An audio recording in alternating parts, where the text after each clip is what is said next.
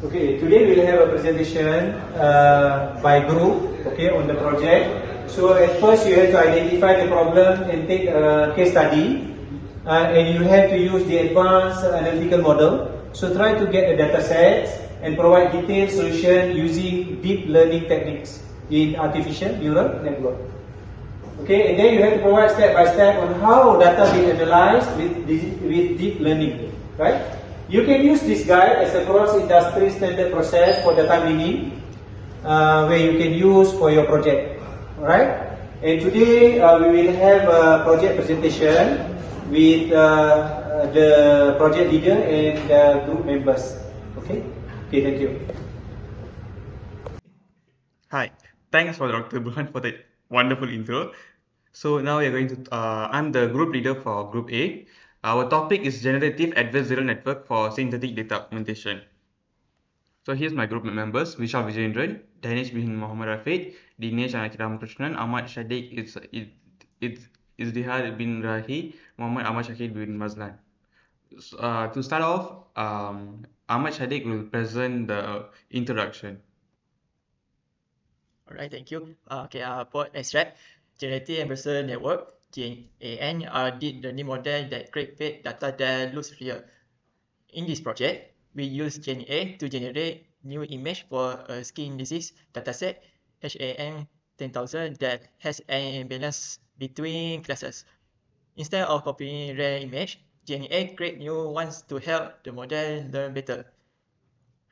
A CNN is used to classify the image. We compare result with and without GNA using accuracy, FYI score, precision, and recall.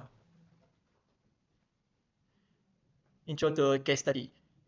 The HAM 10,000 dataset is a large set of skin lesion image used for ultimate skin disease detection. A major issue with the dataset is class imbalance. Over 65% of the image are from one class, while other classes like dermatofibroma and muscular lesion are underrepresented. This imbalance makes it harder for model to correctly detect less common condition. To address this, we use GNN to generate synthetic image for the underrepresented classes, helping to balance the data set. This static data is then used to train a convolutional neural network CNN classifier. We compare the data model's performance before and after applying GNN-based argumentation to measure how effective it is in improving classification, especially for the minority class. We pass to Amar. Alright, thank you, Shadi. Now I will proceed to dataset overview.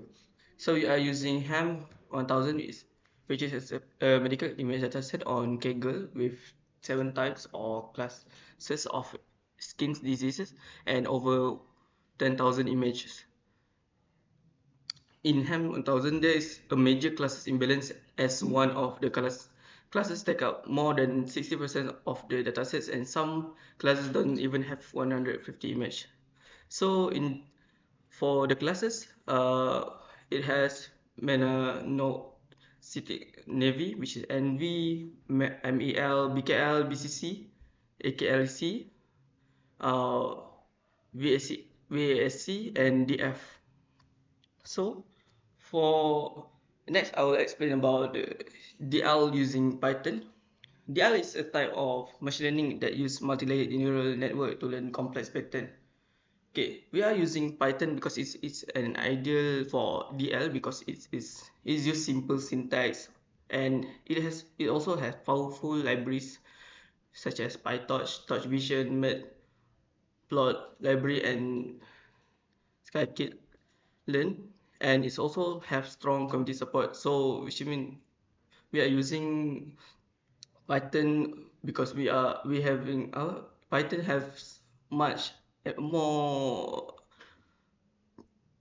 resource for for us to do research for our project. Next, in the context of this study, DL is used both for training a gun to generate new image from noise that resemble new lesion image, training a classifier on the augmented dataset to perform multi-class skin lesion classification. So basically, we are using this to generate new image for classes with have less image, so to prevent bias in certain classes and balance all the type together. So the efficiency net B2 is a pre-trained model that implements freezing some layers and fine-tuning the final classification layers in order to achieve better result. That's all from me, and now I will pass to next. Hello, my name is Danish bin Rafiq. I will present the gun architecture. So the gun architecture has the generator and the discriminator. The generator aims to generate fake data, or in this case fake medical images, and the discriminator accepts both real images, real data, and the generated data. And then the discriminator will try to determine which is real and which is generated data. So there's generator loss and discriminator loss. The generator loss measures how well the generator can make fake data, and the discriminator loss determines how well the discriminator can uh, classify which is real and which is not.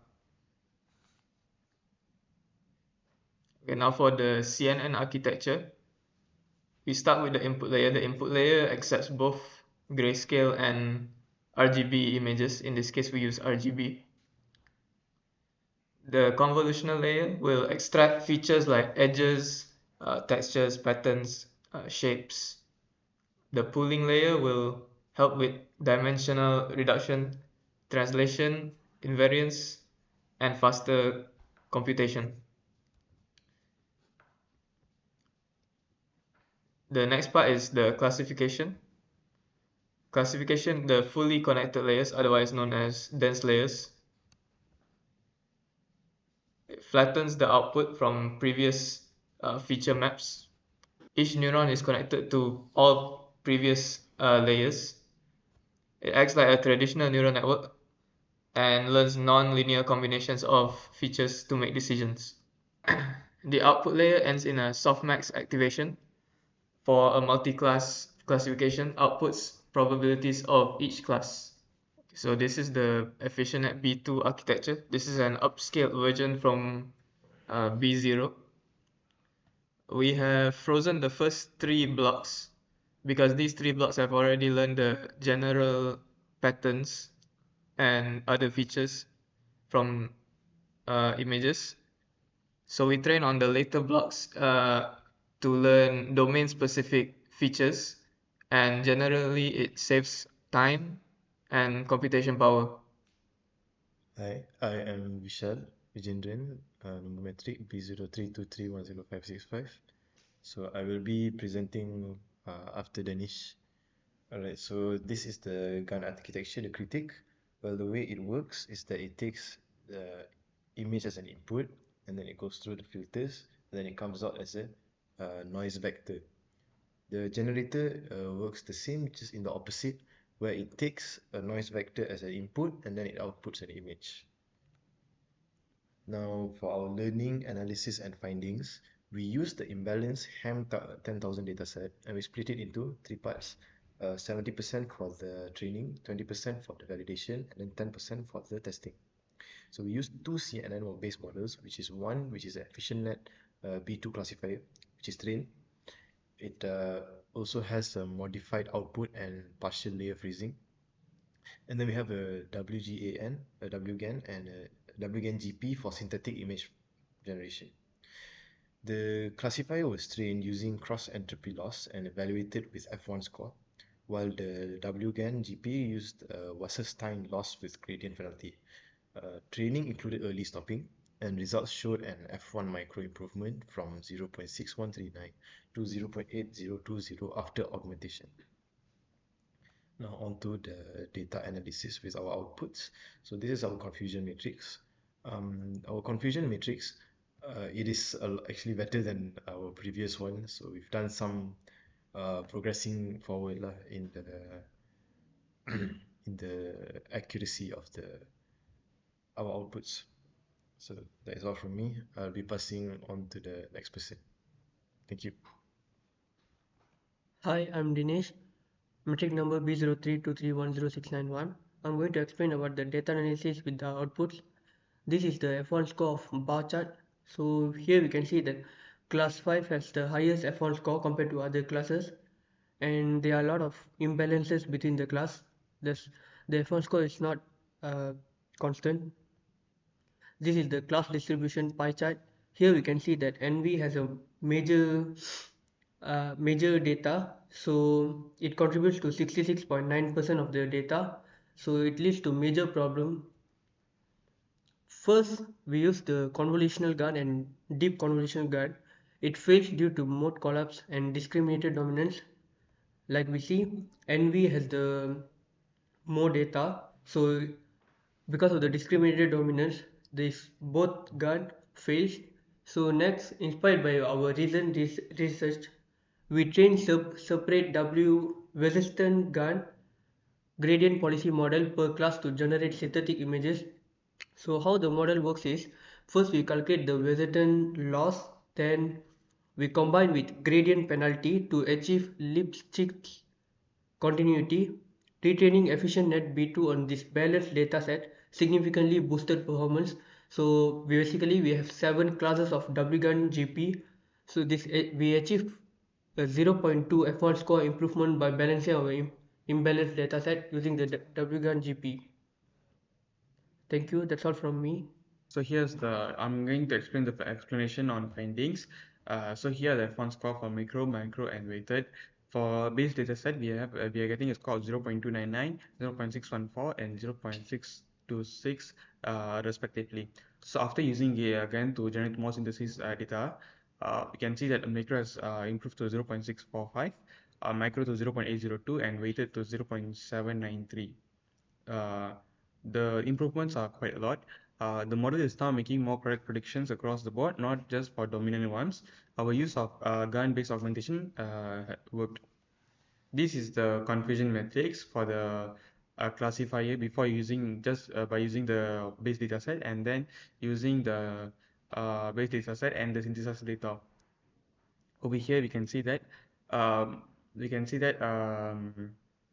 our model makes more more correct prediction across all labels compared to the base classifier. Our experiment showed that GANs can be effectively used to generate synthetic images for data augmentation, offering more variation than random oversampling, and it also reduces overfitting. While we achieve a 0.2 improvement in F1 score, um, further gains may be possible by using more complex generated discriminator architecture and also increasing the image to 256 by 256. So for appendix, here are some images, fake generated images. Um, yeah, from different 6 classes, and I have combined some of the few classes mixed up together over here. So this is the real image. This is a generated image. As you can see, it's almost similar, and the model can accurately predict which class this belongs to. Thank you. Hi, this is Group A, and now we would like to do Q&A session for our project. So when generating synthetic images per class, what are the pros and cons of training multiple class-specific GANs, i.e. one per class, versus a single conditional GAN, a E-GAN, a C-GAN, with class labels? So class-specific GANs, they are easier to train, they are simpler, they avoid mode collapse between classes, but they are very expensive computationally. Conditional GANs, or C GANs, like you said, they are more efficient, scalable, but they are harder to stabilize and often produce low quality images for those underrepresented classes that we wanted to generate. That's all from our group Q&A session. Jason, Nandri, Vanakkam, terima kasih.